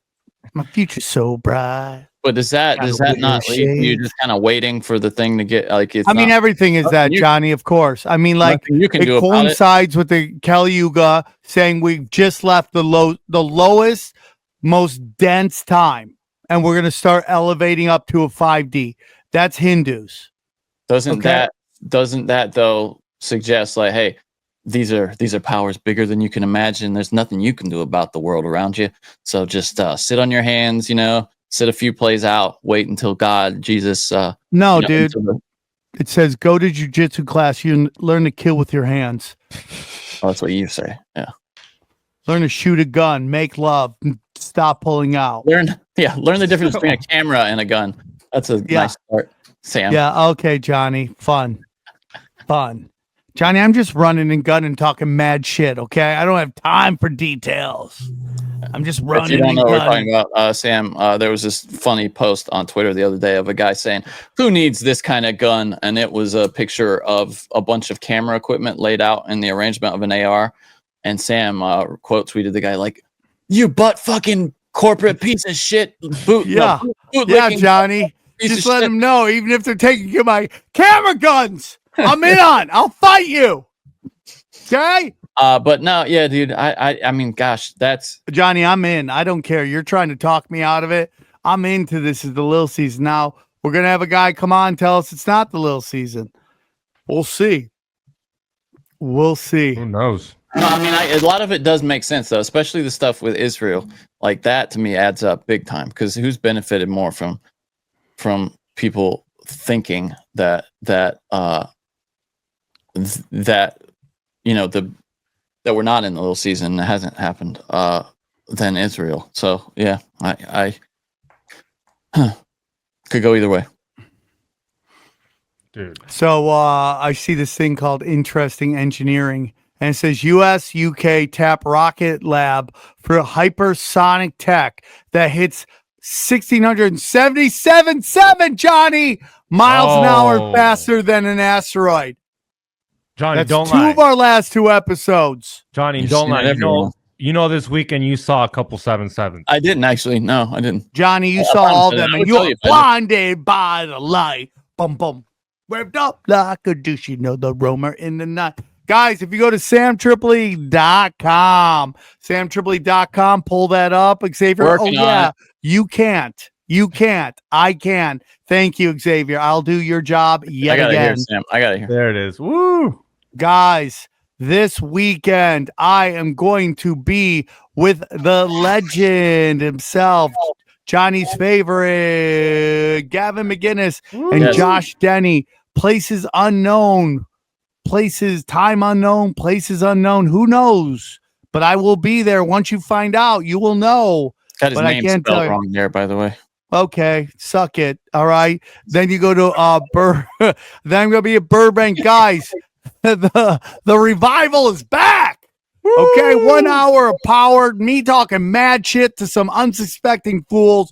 Small room, grab your tickets while you can. Bellflower stand-up comedy. Hello, my friends. Hello. Go grab your tickets. I'm going to be putting up the Connecticut one after we speak here, after we do a show. That'll be up there, Cleveland and Connecticut and San Diego. More dates to come. So much come. all over the place. You Guys, you go to samtripoli.com. I want to apologize, everybody. I'm going to tell you this. I have never been more slammed in my life than I have been the last week and a half.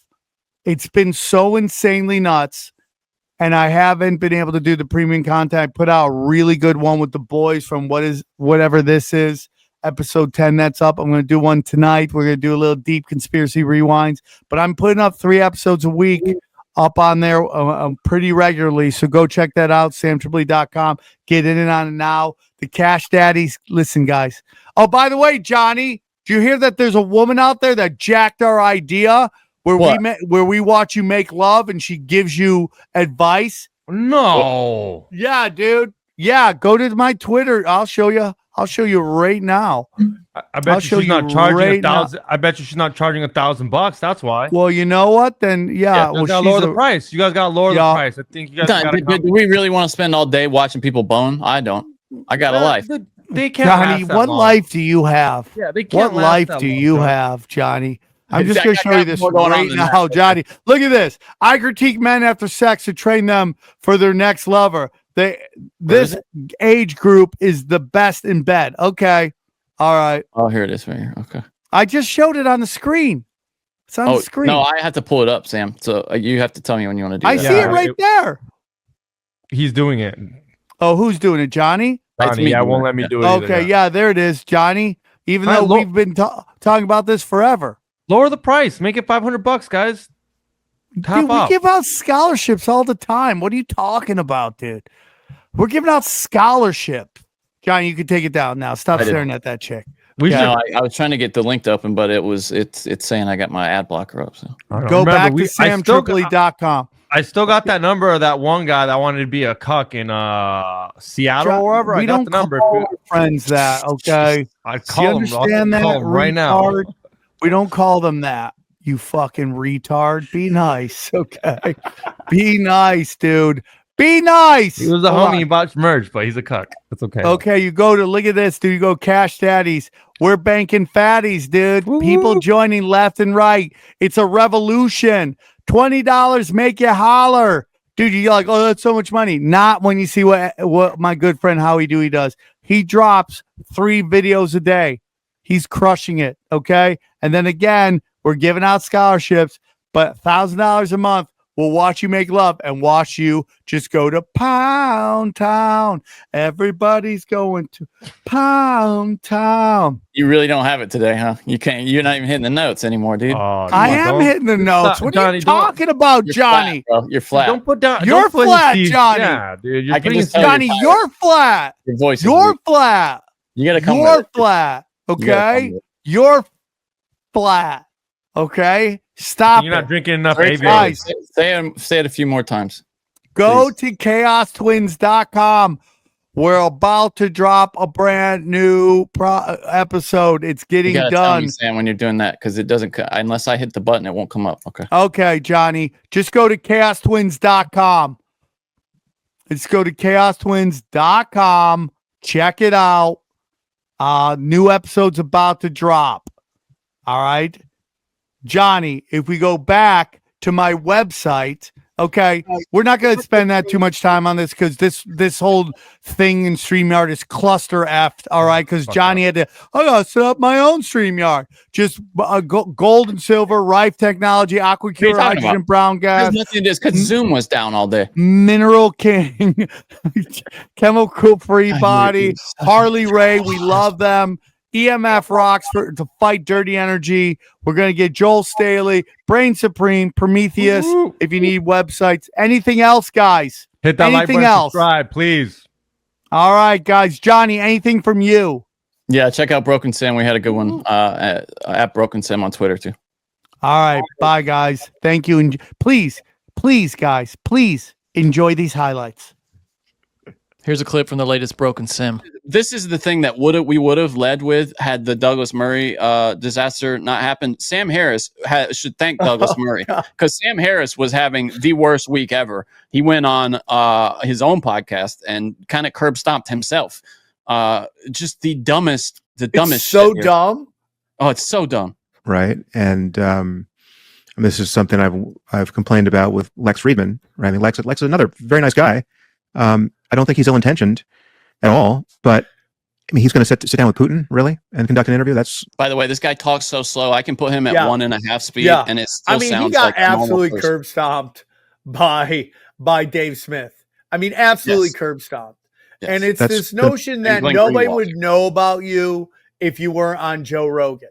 And then Dave Smith curb stops him like, I should do it the old-fashioned way. My mother should have created the Golden Girls, right? Which is the best curb stomping ever. Sam Harris is a garbage man. He's a garbage man. He has been completely shown as a fraud. He said he didn't care if they found dead babies in Hunter Biden's basement. Okay. He said he wished that more people had died from COVID so he could still have credibility. Basically, he said along the lines of that, allegedly. And then the last thing he basically said was that the West is morally superior because of intentions, even though we're killing everybody. They're not killing us. Even if you believe that it was Islam that did 9/11, 3,000 people isn't even close to what Netanyahu, George Bush, Dick Cheney has gone. It's an embarrassing. And his brand is dead. And it's like, Rogan said this, but I've been saying this forever, guys. Authenticity is the fucking currency of the future. And when you fake the funk on a nasty dunk, you're going to get curb stomped. So we're going to play this. This is the Sam Harris thing that we were just talking about here.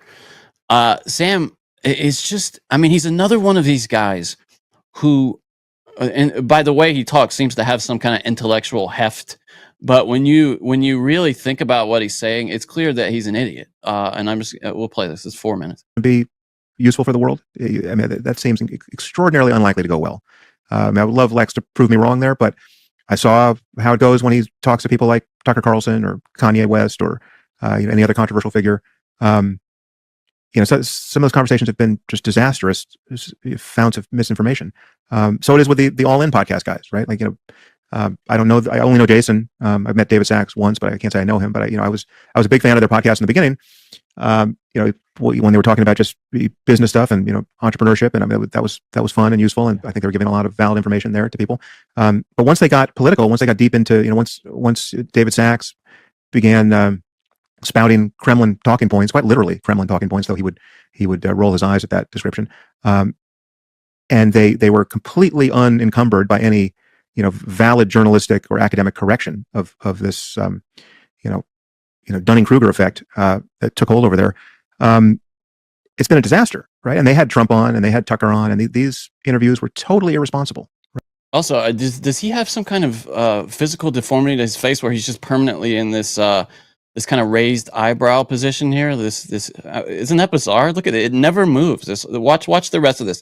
That eyebrow just remains up. I wonder if just from being a bitch your entire life, you keep your eyebrow up like that. Right, and I think quite politically consequential. Right. I mean, when you look at all the legions of tech bros in Rogan's audience and in the All In podcast audience, and this vibe shift that took hold in tech, those two podcasts in particular, I guess I could add Lex to that. I think we're largely responsible, right? And the normalization of supporting this personality cult in Trump. I mean, Elon also played his role. It's been disastrous, and I'm not sure. Again, apart from an economic catastrophe, I'm not sure what is going to break the spell. But the errors that these podcast hosts have been making are absolutely obvious, right? To any real journalist or any real academic touching any one of these subjects, the errors they're making are crystal clear and totally avoidable. And so, to do this job effectively, as a member of the independent media, you still have to internalize the norms that made real journalism in the past, right? And if you don't want to be a journalist, and you don't want to be an academic, and you don't want to be an intellectual, and you just want to be an entertainer, well, then don't interview Vladimir Putin, right? I mean, it's just insane to be subjecting our political process to that level of pollution in the information space. I mean, it's like again, Joe's got effectively Holocaust deniers on his podcast at a moment where anti-Semitism has become more consequential than. By the way, there's a big gap between Holocaust denial and the people he's had on the podcast. It's he's become one of these people where you can't even broach the issue. You can't even have a real discussion about any of these things without them just slapping these labels on you, like Holocaust denier, anti-Semite, etc. Again, and his eyebrow has not moved the whole time. That right eyebrow. Watch this. It's fascinating. Globally speaking, than it has been since the Holocaust. Right. I mean, that's his contribution to this moment. I mean, look at that, dude. I didn't even know he was on someone else's podcast. The other guy didn't get a word in for 4 solid minutes. If you'd like to hear the rest of this episode, subscribe to Broken Simulation in your podcasting app or check us out at youtube.com/Sam Tripoli. We go deep home. I'm going to have to give this 9.8 out of 10. We're working our way up, boys. Thanks so much for watching, and catch us again next week at Rate Your Nod. Here you guys go. That's a Nod God. And I've been watching him for a while, and I've been taking notes. You've been taking notes? I've been taking notes. Because I be rating these fools now. I see them out. We live in LA. I'll see one. I'm like, well, that's an 8. Yeah. That's a 9. I do that all night at work. Yeah. You ever seen a 9? You ever seen a 9? I've never seen a 9. What's the worst you've seen at your probably job? about maybe a 6. 6? 6 or a 7. All right. With all the note taking I've taken and all the experience you've had, let's rate this homeless. I want to rate homeless from now on. If you guys... That's crazy. Ugh. Dude, look at that. That's the Exorcist throw. I want it. From the outside looking in, my left one might give you a grin. But where the fuck can I begin? That's what the devil every night. Bathing sin. Do you understand? You should do, but no, you don't. We swim, we afloat. We'll go on a friend with a boat. No, let me watch that throw up again. Wait. The way he throws up. You ever thrown up like that? Oh, I've been there. Oh no. Oh man. Oh my. Throw